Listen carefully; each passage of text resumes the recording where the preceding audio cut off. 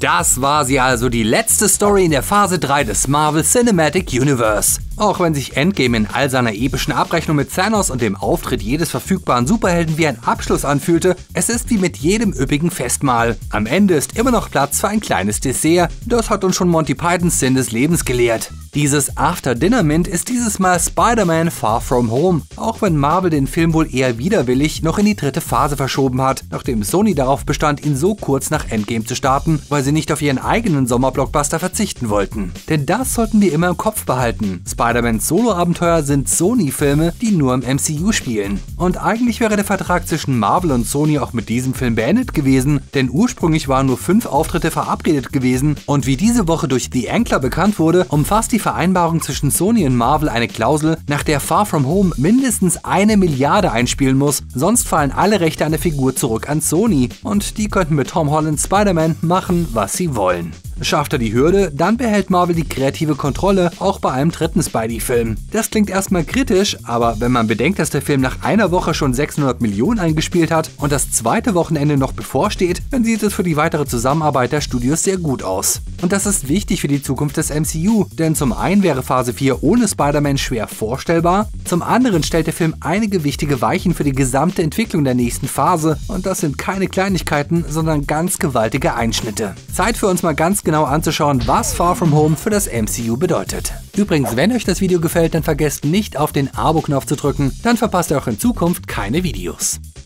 Far From Home überrascht uns mit der Flapsigkeit, mit der die Ereignisse aus Infinity War und Endgame behandelt werden. Der Blip, wie die 5-Jahresperiode genannt wird, in der die Menschen von Thanos zerstäubt wurden, bis sie vom Hulk durch ein zweites Schnipsen zurückgeholt wurden, wird größtenteils humorvoll behandelt. Im Intro sehen wir, wie Schüler damit klarkommen müssen, dass einige ihrer Mitschüler plötzlich 5 Jahre älter sind und wir hören und sehen, was für peinliche Situationen es gab, als die Verschwundenen aus dem Nichts genau dort wieder auftauchten, wo sie verschwanden. Peters Tante May erzählt, wie sie in ihrer Wohnung auftauchte und dort jemand anderes lebte und wir sehen das Sportteam übereinander stolpern, als die zerschnippten Spieler wieder auftauchen. Es passiert also genau das, was Fans seit dem ersten Trailer gemutmaßt haben und es liegt die Vermutung nahe, dass gerade jene Szenen nachgedreht wurden, um die offenen Fragen zu beantworten. Endgame entschied sich mit dem Blip ja bewusst, Thanos erstes Schnips nicht ungeschehen zu machen, sondern nur die Lebewesen zurückzubringen, ohne die Zeit zurückzudrehen. Womit Marvel offiziell aber auch die Zahl der Opfer von Thanos Snaps immens vergrößert, denn wenn alle Lebewesen im Universum wieder genau da erscheinen, wo sie vor dem Snap waren, dann bedeutet das, jeder, der sich auf einem Raumschiff befand, ist tot, weil er ohne Raumanzug im Weltall wiederkehrte. Alle Passagiere von Flugzeugen materialisierten sich in der Luft wieder, wo vorher ihr Flugzeug war, und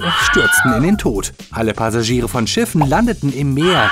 Von den unglücklichen Seelen, die an Orten verschwanden, die nach dem Snap bebaut wurden, wollen wir lieber gar nicht reden. Und wenn wir es genau nehmen, eigentlich hätten alle Lebewesen im Universum nach dem zweiten Snap sterben müssen, denn die Planeten im Universum sind nicht statisch, sondern bewegen sich. Aber selbst wenn wir das ignorieren und nur das glauben, was uns Far From Home zeigt, es gab Milliarden von Toten und dass plötzlich jemand anderes in deiner Wohnung wohnt, ist wirklich das geringste Problem. Danke für die Bestätigung des weltweiten Massakers, unser Platz Nummer 5.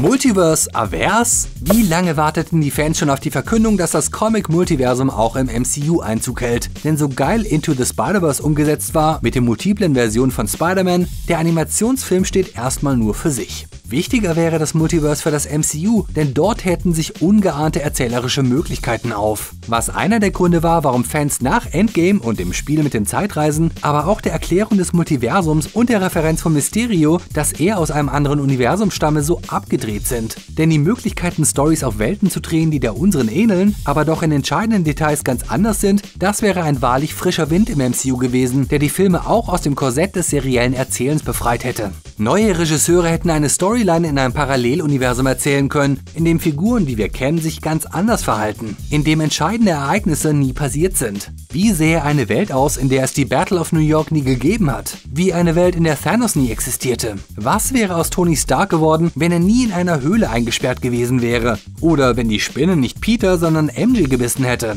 Far From Home spielt mit den Möglichkeiten, die dieses Konstrukt bietet. Mysterio behauptet, das MCU wäre Erde 616 und er stamme von Erde 833. Ganz aufmerksame Zuschauer haben bereits 2013 in Tor 2 einen Hinweis darauf entdeckt, dass das MCU tatsächlich Erde 616 ist, denn genau das ist auf einer Tafel zu lesen, auf der Dr. Eric Selvig unter Einfluss des Tesseracts in der psychiatrischen Anstalt seine Formel notierte. Und damit schien sich das filmische Universum verbrieft zu vergrößern. Und noch wichtiger, das MCU wäre damit identisch mit dem Hauptcomic-Universum, das ebenfalls auf Erde 616 spielt. Doch so ganz scheint Marvel seiner eigenen Courage nicht zu trauen. Schon in Endgame bemühten sich die Autoren, den Zuschauern zu versichern, alle Spiele im selben Universum und durch die Manipulation der Zeitlinien seien keine neuen Universen entstanden. Wenn der Captain am Ende zurück zu seiner Peggy Carter reist und mit ihr alt wird, dann tut er das nicht in einem veränderten Zeitstrahl, was sehr unwahrscheinlich klingt, aber so will es uns Endgame glaubhaft machen. Und nein, wir wollen nicht wissen, wie der Cap die Ermordung Kennedys, Martin Luther Kings oder den Anschlag auf das World Trade Center ausgesessen hat, um bloß nichts zu verändern. Viel entscheidender ist aber der Rückzieher, den wir in Far From Home erleben, denn hier entpuppt sich Mysterio alias Quentin Beck wie vermutet als Trickbetrüger. Ein angepisster Ex-Angestellter von Tony Stark, der nach dessen Tod jetzt dessen Ruhm einheimsen will und sich deswegen als Superheld inszeniert. Beck stammt nicht von Erde 833 und die Elementals existieren nicht. Wahrscheinlich ist, dass er sie sich nur ausgedacht hat, um eine Bedrohung zu haben, die er dann als Publicity-Stunt besiegen kann. Gibt es also doch kein Multiversum? Fest steht, Marvel will dessen Möglichkeiten wohl einstweilen nicht weiter ausloten und bleibt in seiner gewohnten Erzählrealität. Vielleicht befürchten Feige und Co., das Publikum mit alternativen Realitäten zu überfordern und den Soap-Charakter zu gefährden, der einen großen Teil des Erfolgs der Filme ausmacht. Der Regisseur John Watts behauptete deswegen auch klar, Mysterio erzählt Bullshit. Es gäbe keine Erde 616, das wäre die Comic-Version. Das Filmuniversum wäre immer noch Erde 19999. Und damit crusht er auch eine weitere beliebte Fantheorie. Wenn am Ende des Films völlig überraschend J. Jonah Jameson auftaucht, der wie in Sam Raimis Filmen von J.K. Simmons gespielt wird, dann hätte das Multiversum eine perfekte Erklärung dafür angeboten. Entweder Jameson ist irgendwie vom Tobey Maguire Spider-Man-Universum ins MCU katapultiert worden, oder es handelt sich bei ihm um eine alternative Version von Jameson, die dem von Raimis Erde extrem ähnelt. Doch auch das verneint der Regisseur kategorisch. Es wäre einfach eine neue Version der Comicfigur, die zufällig vom selben Darsteller gespielt wird. Er habe nicht mal darüber nachgedacht, dass es Zusammenhänge zwischen den Filmen geben könnte, ehe Fans danach fragten. Schade eigentlich. Fest steht aber auch, Marvel hält sich die Option offen, denn Kevin Feige bestätigte gerade erst gegenüber Fandango, dass Mysterio zwar gelogen habe, dass das Multiversum aber dennoch real wäre. Er verweist darauf, dass The Ancient in Doctor Strange ja bereits darüber gesprochen habe. Ob und wie sich das zukünftig auswirken wird, das bleibt allerdings abzuwarten. Auf unserem Platz Nummer 4.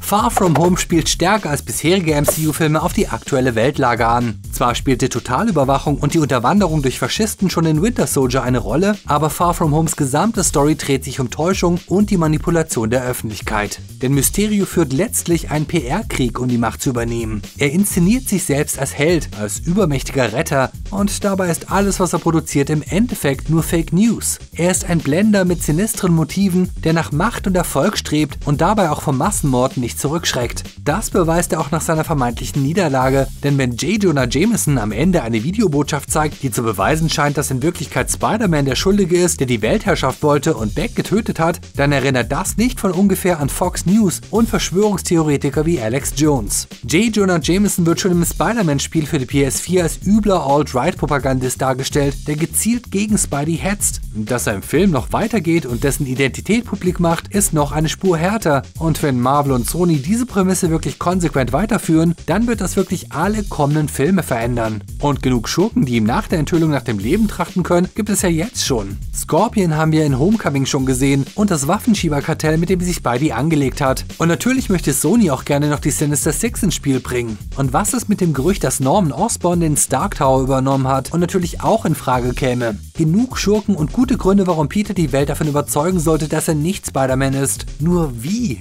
In den Comics passierte das schon mehrfach und wurde in vielen Versionen aufgearbeitet. Natürlich könnte Peter versuchen, die Enthüllung zu entkräften, indem er sich mit einem Spider-Man-Double sehen lässt, wie er das im Comic mal mit dem Prowler machte. Aber das wäre schon ein sehr müder Taschenspielertrick. Viel interessanter wäre wirklich, wie sich ein Peter Parker verhält, der als Spider-Man bekannt ist und von dem die Öffentlichkeit wirklich glaubt, er habe einen Mord begangen. Im Gegensatz zum Milliardär Tony Stark ist Peter zwingend aus seiner Anonymität angewiesen. Er geht noch zur Schule und lebt ein einfaches Leben. Wenn jeder weiß, dass er Spider-Man ist, bringt das ihn und alle, die er liebt, in Lebensgefahr. Obendrein entsteht aus dieser Anonymität auch viel dramaturgisches Potenzial, wenn Peter immer wieder sein Privatleben und sein Heldenleben unter einen Hut bringen muss. Schon vor Jamesons News wussten sehr viele Leute, wer Spidey wirklich ist, und vielleicht will das MCU genau diese Richtung auserzählen. Was muss ein Spider-Man tun, dessen wahre Identität jeder kennt? Muss er, um sich zu schützen, die Welt vom Gegenteil überzeugen? Oder geht er den Weg von Iron Man und bringt uns das dann zu Parker Industries? In den Superior Spider-Man Comics ist Peter eine Weile der Boss eines Konzerns, der Schurken bekämpft, also quasi sowas wie Tony Starks Firma. Und nachdem ja Tonys AI-System Edith sowie die generelle Frage, ob Peter der neue Iron Man wird, eingeführt wurde, könnte es natürlich sein, dass die freundliche Nachbarschaftsspinne bald auch ganz offen sagt, ich bin Spider-Man. Natürlich erst, wenn die Mordvorwürfe aus der Welt sind. Wie auch immer Marvel das auflöst, es wird spannend auf unserem Platz Nummer 3.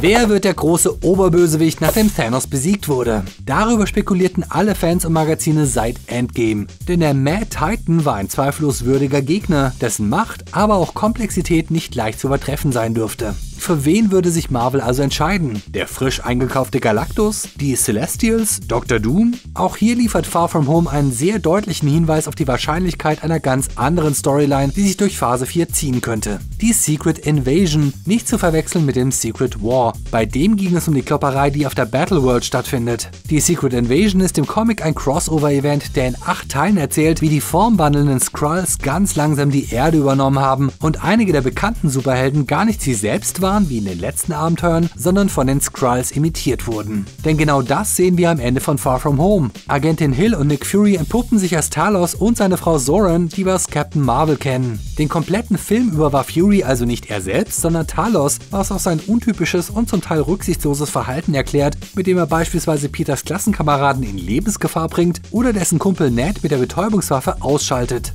Doch Moment mal, waren die Skrulls in Captain Marvel nicht überraschend als die Guten enthüllt worden, die von den Kree gnadenlos gejagt wurden? Und ja, das scheint weiterhin so zu sein, denn wir sehen, dass Talos nur auf Anweisung vom echten Nick Fury gehandelt hat, der auf einem Skrull-Schiff das Kommando übernommen hat. Was hat er vor? Wo ist Captain Marvel? Wollte die nicht die Skrull in den 90ern in Sicherheit geleiten? Was ist seitdem passiert und welche Operation bereitet Fury mit ihnen zusammen vor? Darauf deutet ein beiläufiger Satz aus dem Film hin, den wir vorher in einem Gespräch zwischen Fake Fury und Fake Hill zu hören bekommen, dass es auf der Erde Kree-Schläferzellen gäbe. Es könnte also sein, dass Marvel die Secret Invasion einfach mit den Kree als Bedrohung weiterführt, wobei wir mit John Rock zwar schon einen Schurken etabliert haben, aber der Twist des Formwandelns fehlen würde. Doch vielleicht ist nicht so, wie es scheint. In den 20 Jahren seit Captain Marvel kann sich zwischen Menschen, Skrull und Kree viel verändert haben und vielleicht sind nicht alle Skrull so friedlich wie Talos. Oder vielleicht spielt Talos ein doppeltes Spiel? Oder vielleicht ist die ganze Enthüllung auch nur ein Trick von Marvel, um die Fans auf eine falsche Spur zu bringen, weil sie wissen, dass viele mit Secret Invasion rechnen. Vielleicht waren die Skrulls tatsächlich nur die Urlaubsvertretung für Fury und der Big Bad, nach dem dieser Ausschau hält, ist doch noch jemand ganz anderes? Was ist eure Theorie zu unserem Platz Nummer 2?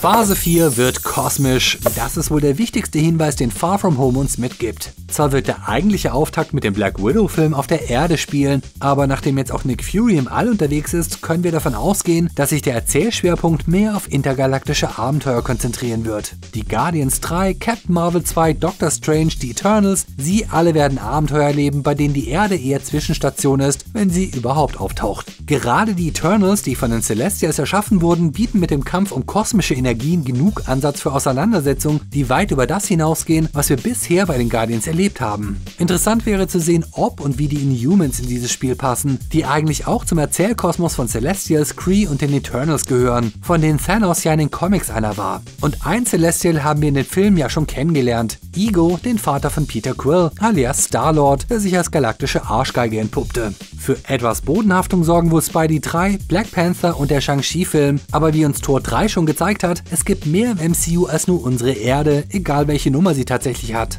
Die Secret Invasion mag zwar die Erde betreffen, aber wenn sie wirklich das Finale von Avengers 5 wird, dann wird sie garantiert auch im Weltraum abgewehrt, egal wer die Invasionsflotte stellt. Und vielleicht kann Spider-Man 3 dann ja nach dem nächsten großen Kampf wieder die Scherben aufsammeln und die Phase 4 abschließen. Obwohl, das wäre fast etwas zu langes Warten auf den nächsten Einsatz des Webspringers. Unser Platz Nummer 1.